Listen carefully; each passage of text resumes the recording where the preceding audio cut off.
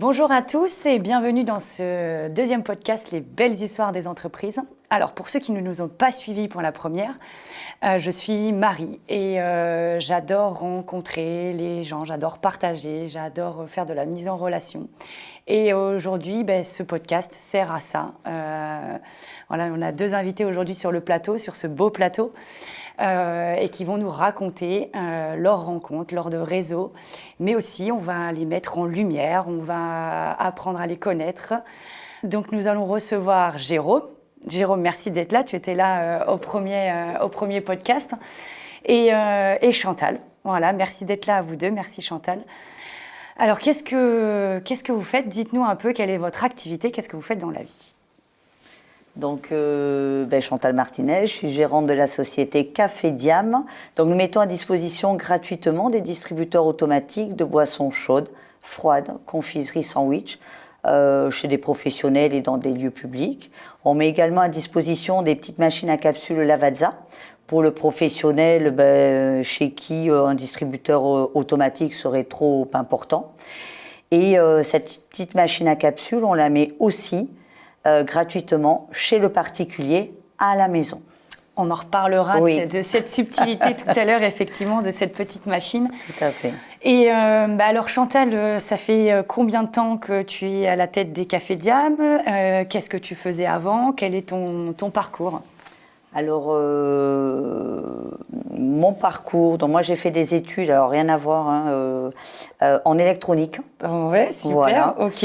Et après, j'ai basculé en études gestion des sociétés. Alors c'est quoi l'électronique? L'électronique, c'est quand tu les circuits. les circuits, ouais, c'est ça, super, c'est ça. D'accord. Voilà. Et donc, pourquoi tu as fait ça? Tu voulais faire quoi? Quand on est jeune, on ne sait pas forcément ce qu'on veut faire. C'est vrai qu'on essaye un peu tout et je dis pourquoi pas l'électronique, ça me plaisait, j'ai excellé quand même là-dedans, donc voilà. Et après donc, je me suis dit non, je ne veux pas continuer là-dedans et je suis allée en gestion des sociétés. Super. Voilà. Mais alors du coup ça t'aide pour aujourd'hui, pour réparer les machines, etc. peut-être? Oui. Ouais. Moi, j'ai ma super trousse à outils rose pour aller dépanner mes clients, bien évidemment. Ouais, ok, super. Oui, je sais que tu vas de toi-même livrer, mais aussi dépanner les clients. C'est ça.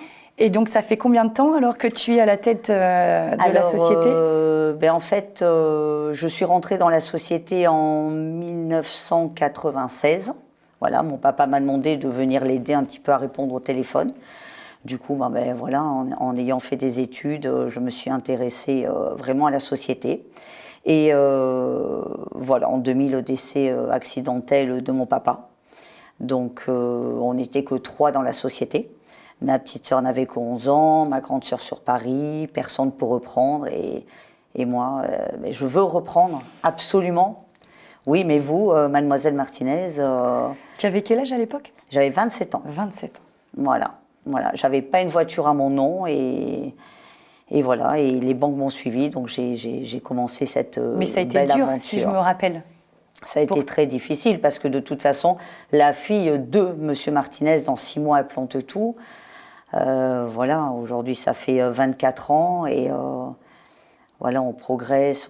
J'ai une équipe vraiment de salariés, une super équipe soudée aujourd'hui et on continue de progresser. Super. Et ton champ d'action, c'est les Pyrénées-Orientales, mais aussi l'Aude? Alors pour les distributeurs automatiques, on fait le 66, le 11, alors surtout Narbonne, et on va jusqu'à Béziers, 34. Voilà, okay. Mais pas plus. Très bien. Merci Chantal. Merci. Alors Jérôme, pour ceux qui nous ont écoutés, on va essayer, dans le premier podcast, on va essayer de le faire un peu différemment, d'un autre angle. Alors moi je fais ce qu'on appelle du storytelling, c'est-à-dire que je raconte l'histoire des chefs d'entreprise et des entreprises dans leur ensemble, mais en prenant en compte le parcours des chefs d'entreprise et comment ils ont un peu la vision qu'ils ont de leur métier, de leur activité. Et j'essaie de le mettre en avant pour créer une belle histoire en utilisant souvent des thématiques liées à leur activité professionnelle. Pour créer une belle image. Voilà en gros mon travail. Donc ça prend beaucoup de temps parce qu'il faut apprendre à les connaître, leur poser beaucoup de questions Parce que plus j'ai de détails, plus c'est facile pour moi après de mettre en avant les éléments importants. Et donc du coup, c'est un échange constructif et j'apprends beaucoup sur de belles histoires.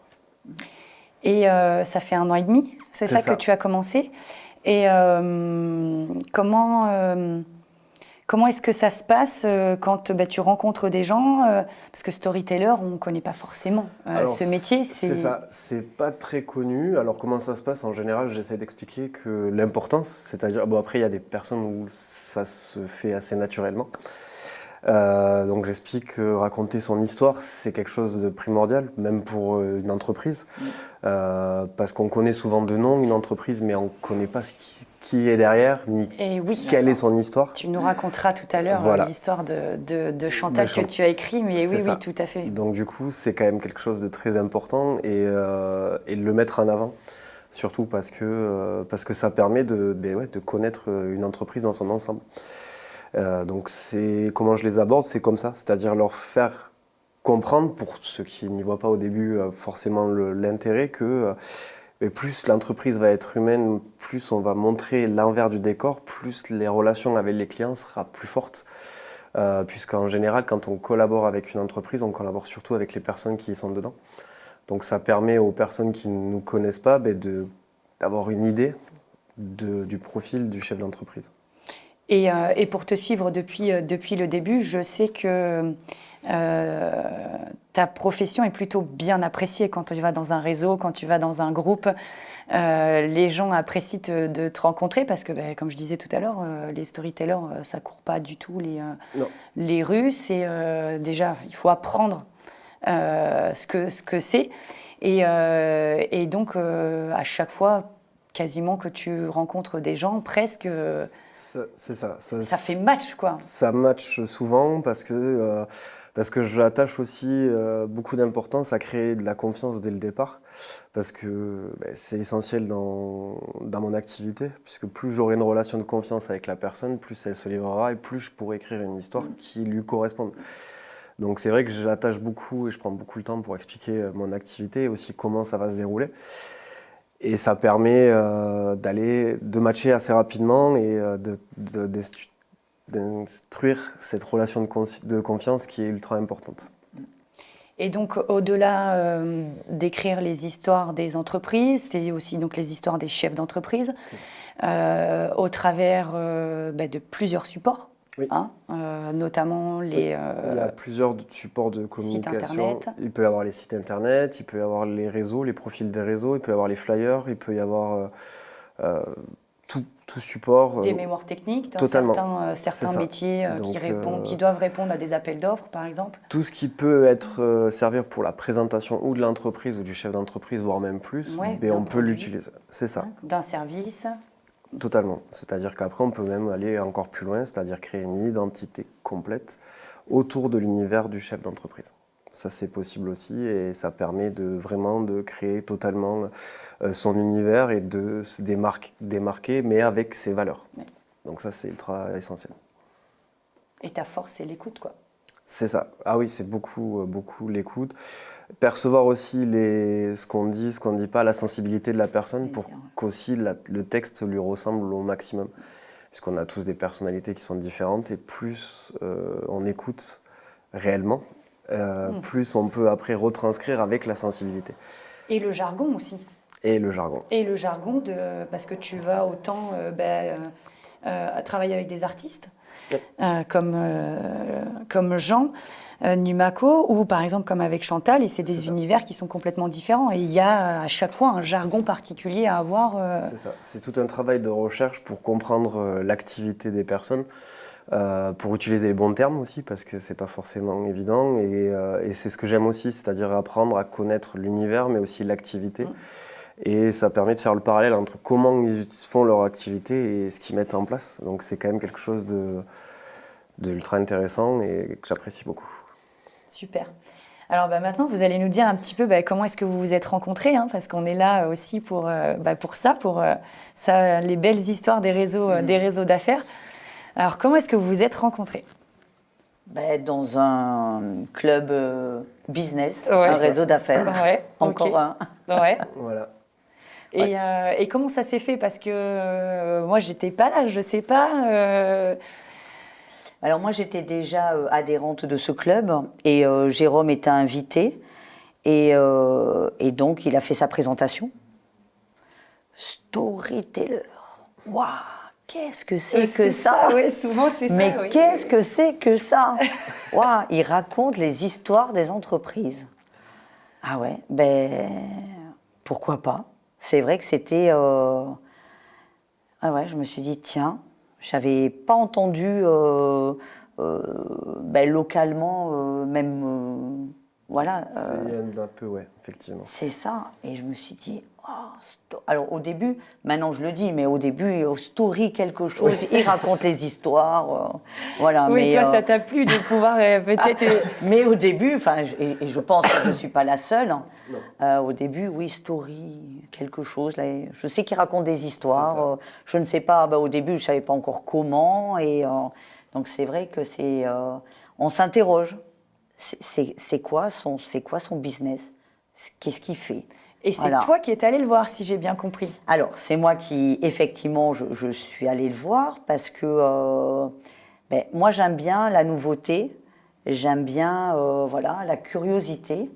Et donc, effectivement, il est venu, on a échangé et je sentais qu'il était quand même impatient parce qu'on avait quand même discuté, qu'il était impatient de venir, de m'écouter, parce que pour lui, je pense que dès le départ, il savait qu'il y avait une belle histoire sûrement derrière.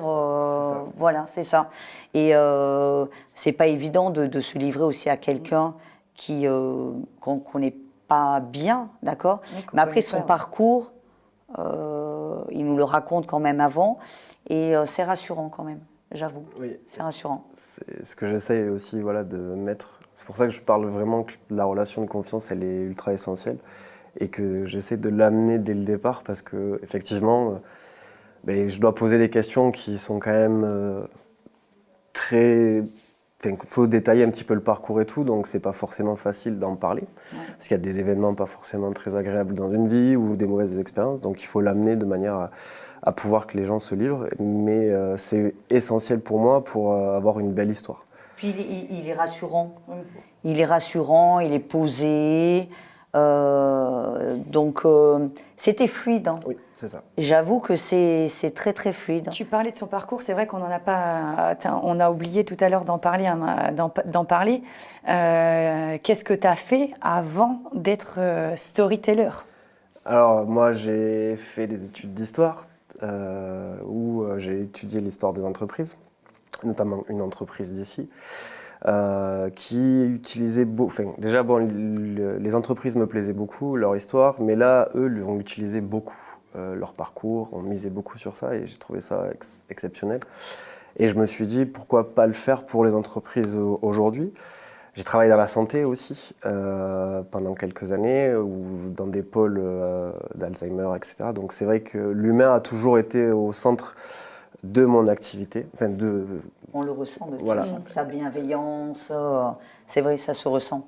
Donc c'est pour ça que j'avais l'envie de continuer comme ça et comme elle l'a dit, c'est-à-dire que moi, je vois les belles histoires et ça me donne très vite envie d'écrire dessus parce que c'est juste exceptionnel. Et quand Chantal est venue te voir, déjà, est-ce que tu connaissais Chantal? Est-ce que tu connaissais son histoire derrière? Parce que on connaît... Bon, je sais que tu n'aimes pas que je le dise Chantal, mais bon, voilà. Voilà, beaucoup de gens te connaissent, mais c'est vrai qu'on ne connaît pas forcément l'histoire qu'il y a derrière les Cafés Diam. Par exemple, pour moi, c'est... Ton papa, je ne savais pas que c'était ton papa qui était fondateur. Alors toi, est-ce que tu connaissais l'histoire de Chantal? Je connaissais de nom, mais je ne connaissais pas l'histoire qu'il y avait derrière. Et quand elle est venue, moi j'étais super content dès le départ. Voilà. Comment est-ce que tu as réagi quand Chantal est venue te voir? C'était quelque chose, j'ai été super content. J'avais hâte de débuter vraiment parce que je sentais qu'il y avait une très très belle histoire derrière. Et comme j'aime ça et que les parcours, c'est quelque chose qui fait... C'était un parcours qui était quand même exceptionnel.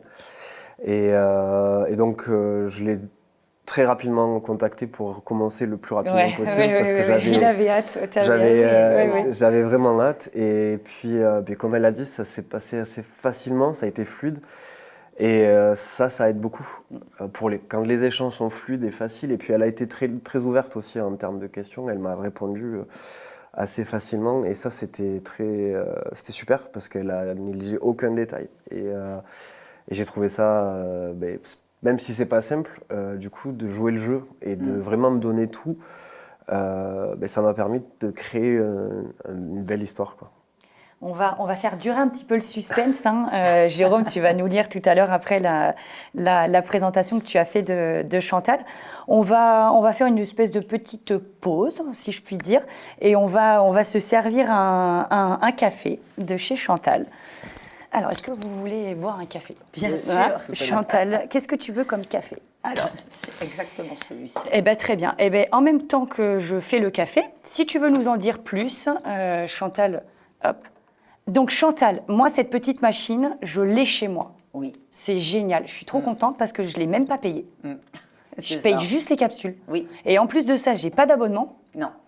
Et pas d'engagement sur la durée non plus. Ouais. Et je paye juste les capsules. C'est ça. Et en plus de ça, j'ai une application, des Café Diam, où je peux commander mes capsules et les recevoir dans ma boîte aux lettres. Exactement. Alors, je sais qu'il y a une histoire. Vas-y, raconte-nous cette histoire parce que ça sort d'où? C'est super. Tu veux un long ou un court? Un court, s'il te plaît. Les gars, ils vont me détester. Avec le micro, Ils vont nous entendre, oui. Oui, non, mais c'est pas grave, on peut parler en même temps. D'accord. Donc ça, c'est cette idée-là d'amener ces cafetières chez le particulier, c'est né pendant la Covid. Parce que pendant la Covid, les gros distributeurs automatiques, tout s'est arrêté. Ouais. Toutes les sociétés sont arrêtées. On était quand même entreprise prioritaire. On a perdu 90% de notre chiffre d'affaires. Donc, pas d'aide? Pas d'aide. Enfin, le chômage pour mes salariés, mais pas d'aide, pas d'autre aide. Des charges qui ne se sont malheureusement pas arrêtées. Et il a fallu surtout ne pas paniquer. Et justement, j'avais commencé un partenariat avec Lavazza. C'était le tout début. Et je regardais cette petite machine à café. Je me suis dit, tiens, toi, tu vas nous sauver. Et donc, j'ai eu l'idée, pendant la Covid, d'aller installer chez les particuliers, sans contact, des machines à café gratuites à la maison. C'est-à-dire qu'aujourd'hui, on n'achète plus jamais sa machine à café. Voilà, on la met en dépôt gratuite. Si elle tombe en panne, on la remplace. Nous, on la repart dans nos ateliers et on la remet dans le circuit pour quelqu'un d'autre. Voilà, ça c'est important d'arrêter un petit peu cette société de consommation et de pouvoir reconditionner, réparer dans nos ateliers pour quelqu'un d'autre. Voilà. Et après, moi j'aime bien prendre quand même beaucoup de recul et je me suis dit, toi en tant que consommatrice, qu'est-ce que tu aimes et qu'est-ce que tu n'aimes pas? Et ce que je n'aime pas du tout, c'est être engagée. Voilà. Donc j'ai dit, tiens, localement, je vais le faire sans engagement. Voilà. Pas d'abonnement de capsule, parce que les abonnements, même moi la première, je m'abonne à plein de choses et puis ça déborde. Donc non, voilà. Voilà. Donc pas d'abonnement, pas d'engagement. Et la facilité, un partenariat localement aussi avec la Poste. On commande aujourd'hui, on l'a le lendemain matin dans sa boîte aux lettres. Et pour les professionnels, par contre, la livraison dans la journée. Oui. Ouais, ça, c'est important pour nous. Aujourd'hui, notre réactivité, et c'est notre force. C'est vrai. Oui, parce que là, cette petite machine, c'est pour des petits consommateurs, on va dire. Tout à fait, à partir de 2 cafés par jour. Voilà, à partir de 2 cafés par jour, mais tu as 3 types de machines. Tu as donc cette petite, tu en as une autre. Une moyenne et une grande. En fait, on va vraiment s'adapter en fonction de la consommation de la personne. Voilà, entre 0,3 café, 4, 5, au-delà de 10. Et c'est un petit peu aussi ce qu'on fait avec nos distributeurs automatiques. On va vraiment s'adapter à nos clients. Très bien. Voilà. Et donc, on parlait des particuliers, tu as bifurqué sur les professionnels, mais vous aussi, chef d'entreprise, vous pouvez installer une machine Lavazza dans vos locaux. Donc voilà. Et tu parlais tout à l'heure que c'était important pour toi de, voilà, tu as une machine qui est en panne, tu vas la réparer et tu vas le remettre dans le circuit. Oui, pour quelqu'un d'autre. Mais ça, tu le fais aussi avec tes distributeurs. Et oui, et oui. Aujourd'hui, c'est vrai que nos distributeurs, ils ont 15 ans ou plus, mais c'est une mécanique qui dure très longtemps. Et c'est vrai qu'on reconditionne dans nos ateliers sur PIA nos distributeurs automatiques, c'est-à-dire qu'on intègre un écran tactile, on met le paiement sans contact sur des distributeurs.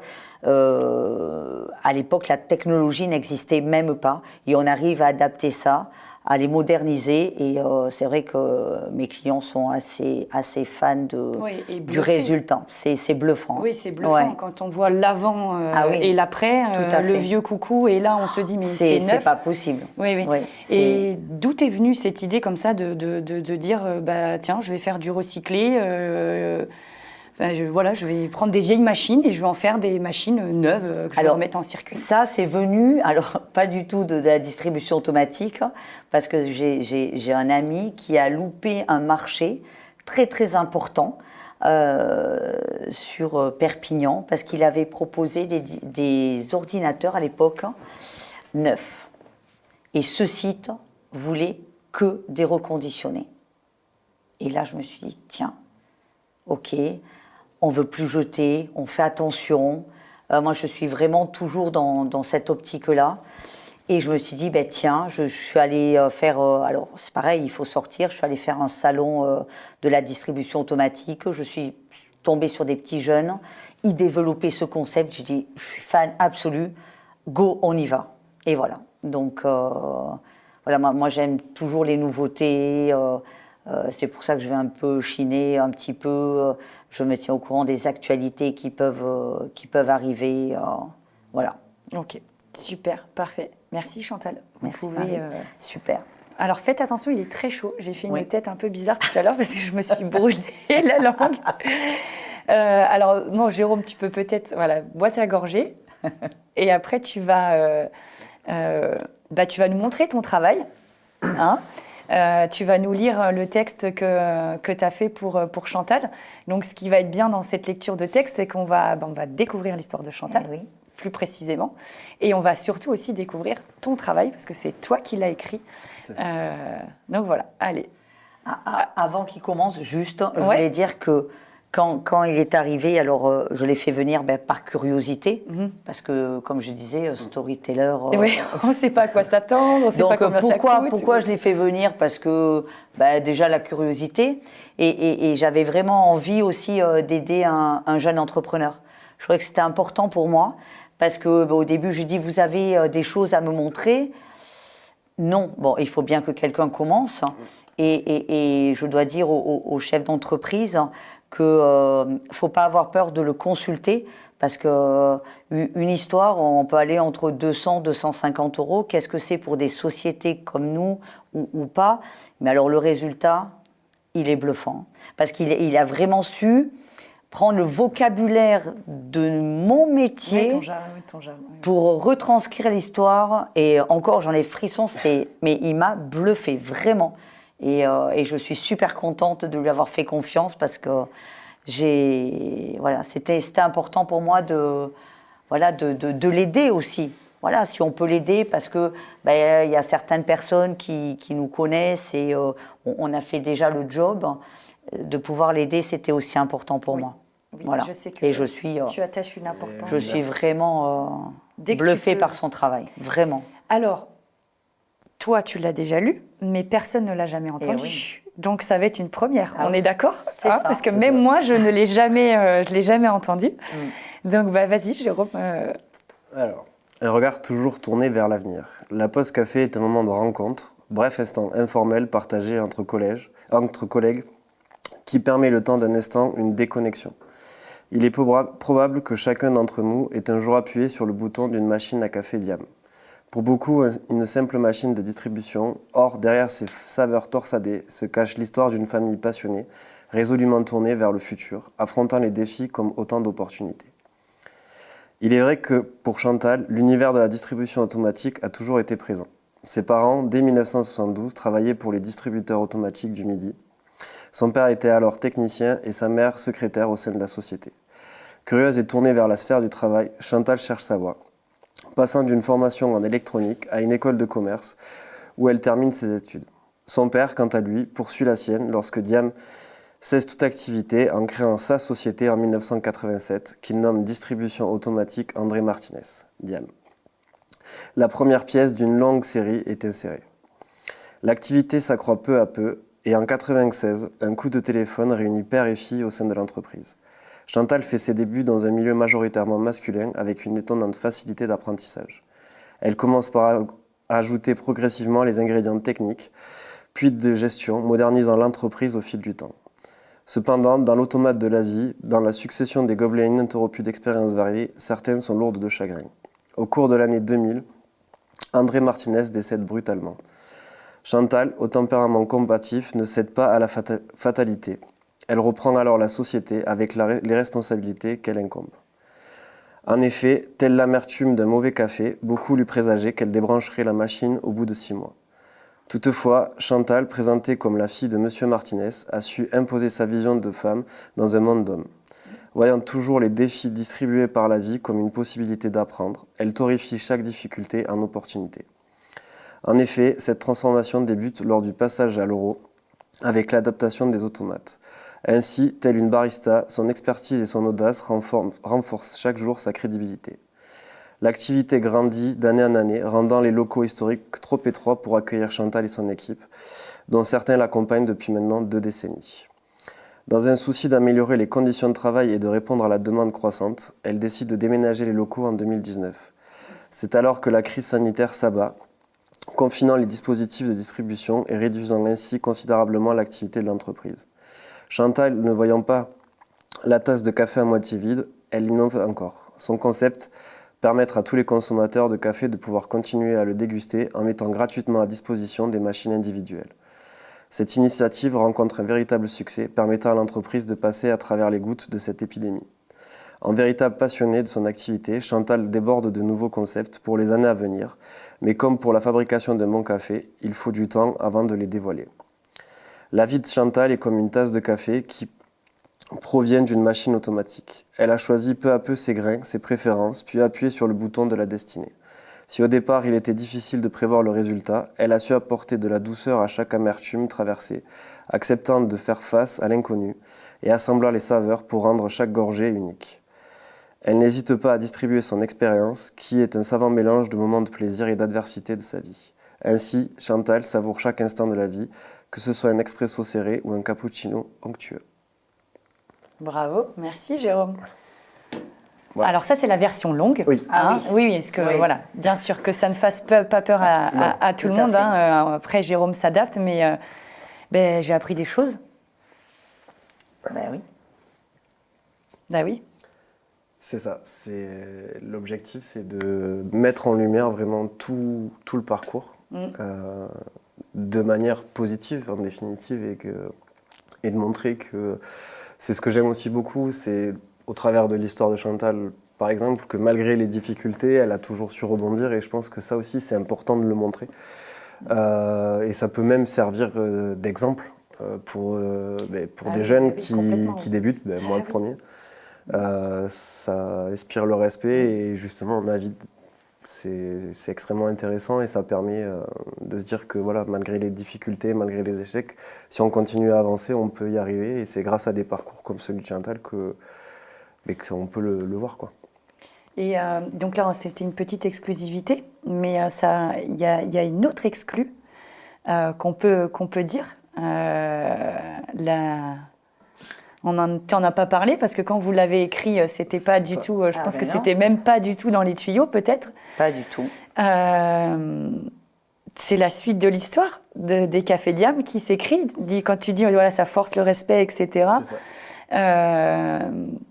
Dis-nous, Chantal, la bonne nouvelle. La bonne nouvelle, c'est une importante croissance externe qui est venue à moi. Et encore une fois, les banques m'ont suivi. Encore une fois, les planètes se sont alignées. Et voilà, donc une croissance externe. Je vais accueillir 5 nouveaux salariés et encore des nouveaux clients. Donc je suis impatiente. Bon, bravo. Enfin, voilà, tu disais que ça force le respect. Et pour nous, les jeunes qui débutons, effectivement, comme je t'ai écrit dans le message, c'est des modèles de réussite, voilà, pour nous. Et encore, hein, je sais que c'est que le début.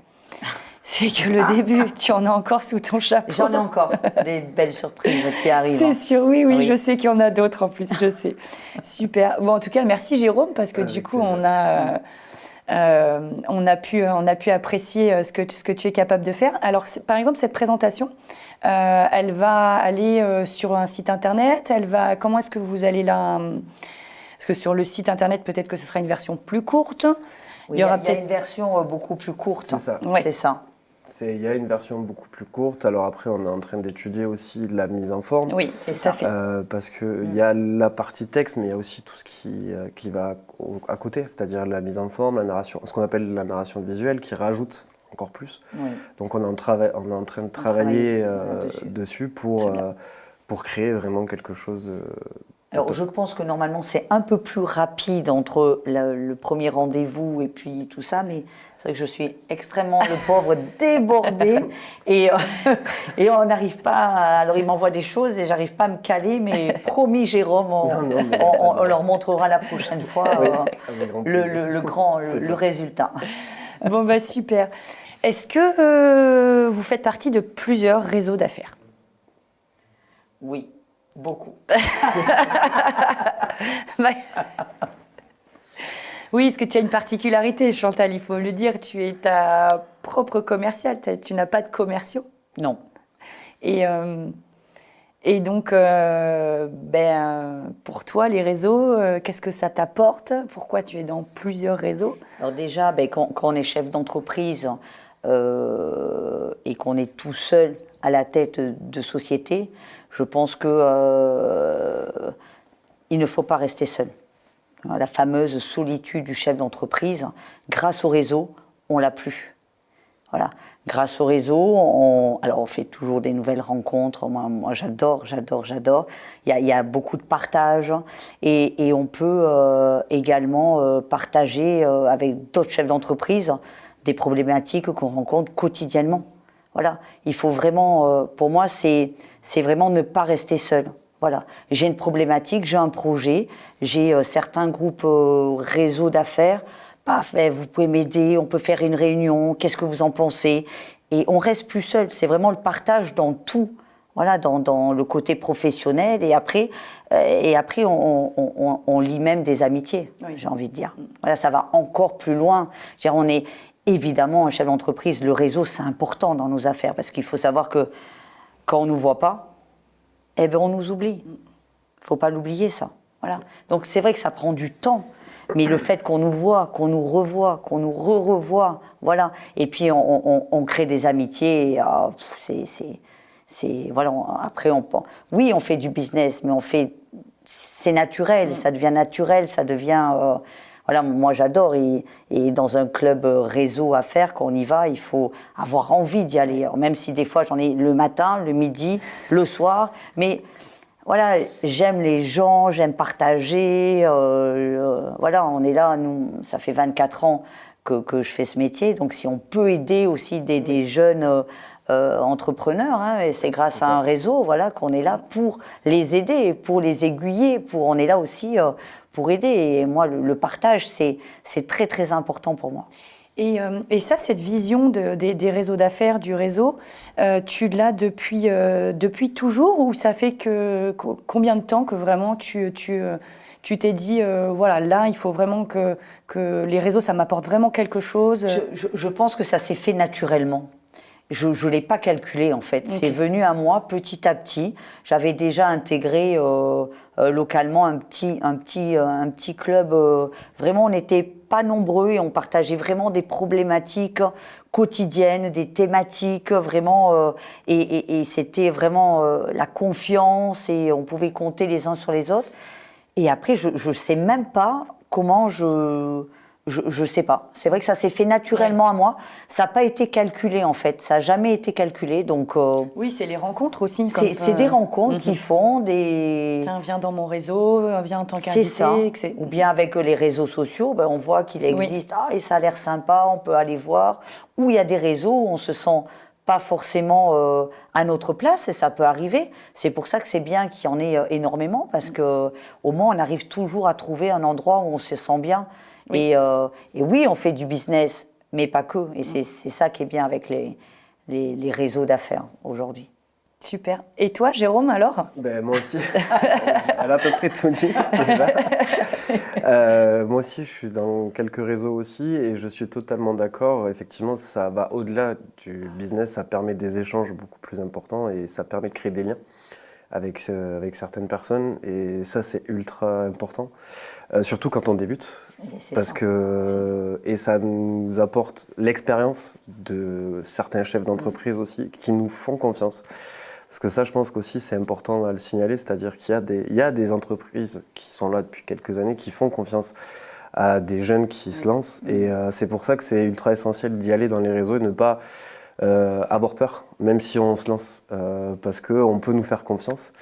Moi, j'ai l'exemple avec toi, j'ai l'exemple avec toi aussi qui m'a fait confiance dès le départ. Et c'était pas forcément évident, parce qu'on ne connaissait pas ce que je faisais. Donc il ne faut pas hésiter.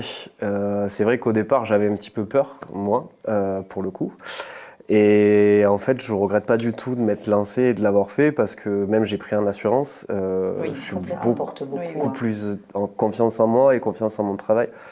Et puis quand on est recommandé aussi par des personnes qui disent du bien de nous et quand on est là, ça fait plaisir aussi. Oui, puis ça ajoute ultra professionnel par contre. C'est exactement ça. Parce que on fait partie d'un réseau d'affaires. Si on n'est pas pro, c'est pas possible. Mais quand voilà, donc on se doit être encore plus vigilant, encore plus voilà.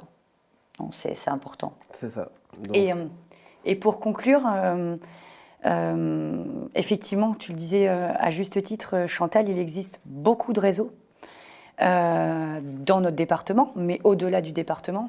J'ai donné ces chiffres lors du premier podcast, mais je les rappelle, c'est assez parlant. Il en existe plus de 10 000 aujourd'hui en France. Un chef d'entreprise sur 4 fait partie d'un réseau d'affaires, donc c'est voilà, pour dire l'importance, et ça va en augmentant chaque année. Et tu le disais tout à l'heure, c'est déjà chaque réseau d'affaires a ses spécificités. C'est totalement différent. À son ADN. Hein. À son ADN. Ouais. Il y a des réseaux d'affaires où on va y aller plus pour le business, d'autres pour le partage. Pour l'entraide. Pour l'entraide.